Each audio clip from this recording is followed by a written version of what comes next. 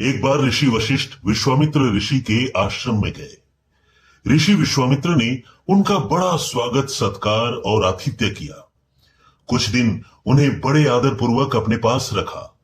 जब ऋषि वशिष्ठ चलने लगे तो ऋषि विश्वामित्र ने उन्हें 1000 वर्ष की अपनी तपस्या का पुण्य फल उपहार स्वरूप दिया।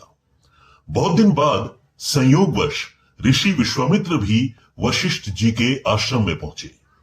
उनका भी वैसा ही स्वागत सत्कार हुआ। वशिष्ठ जी के शिष्यों ने भी कोई कमी नहीं की। स्वयं ऋषि वशिष्ठ ने ऋषि विश्वामित्र को अपने हाथों से भोजन कराया।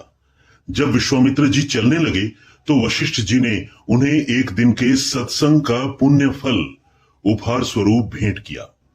अब ऋषि विश्वामित्र मन ही मन बहुत खिन्न हुए।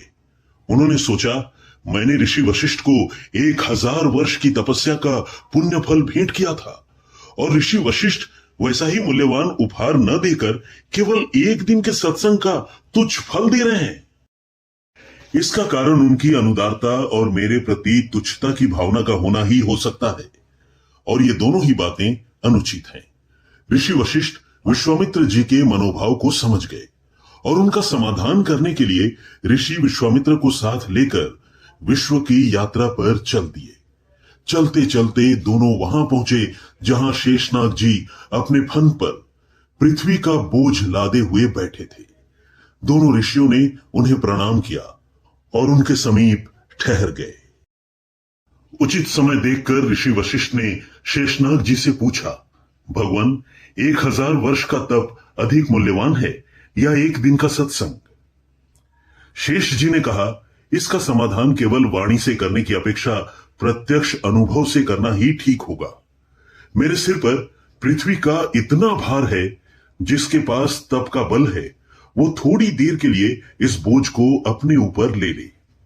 ऋषि विश्वामित्र को अपने तपोबल पर गर्व था। उन्होंने अपनी संचित 1000 वर्ष की तपस्या के बल को एकत्रित करके उसके द्वारा पृथ्वी का बोझ अपने ऊपर लेने का प्रयत्न किया, पर पृथ्वी का बोझ उठाना तो दूर, पृथ्वी जरा भी नहीं हिली। अब शेषनाग जी ने ऋषि वशिष्ठ से कहा कि वे एक दिन के सत्संग के बल से पृथ्वी को उठाने की कोशिश करें। ऋषि वशिष्ठ ने प्रयत्न किया और पृथ्वी को आसानी से अपने ऊपर उठा लिया। अब शेषनाग जी ने कहा, तब बल की महत्ता बहुत है। सारा विश्व उसी की शक्ति से गतिमान है, परंतु उसकी प्रेरणा और प्रगति का स्रोत सत्संग ही है, इसलिए उसकी महत्ता तब से भी बड़ी है। विश्वामित्र जी का समाधान हो चुका था और उन्होंने अनुभव किया कि ऋषि वशिष्ठ ने न तो उन्हें कोई कम मूल्य की वस्तु भेंट की थी और न ही उनका तिरस्कार किया था। तो दोस्तों, आपको हमारी ये कहानी कैसी लगी हमें कमेंट करके जरूर बताएं, और हाँ, वीडियो को लाइक और चैनल को सब्सक्राइब करना बिल्कुल न भूलें, जिससे एक चैनल के तौर पर हम ग्रो कर सकें और आपके लिए ऐसी ही कहानियां लाते रहें। बहुत धन्यवाद।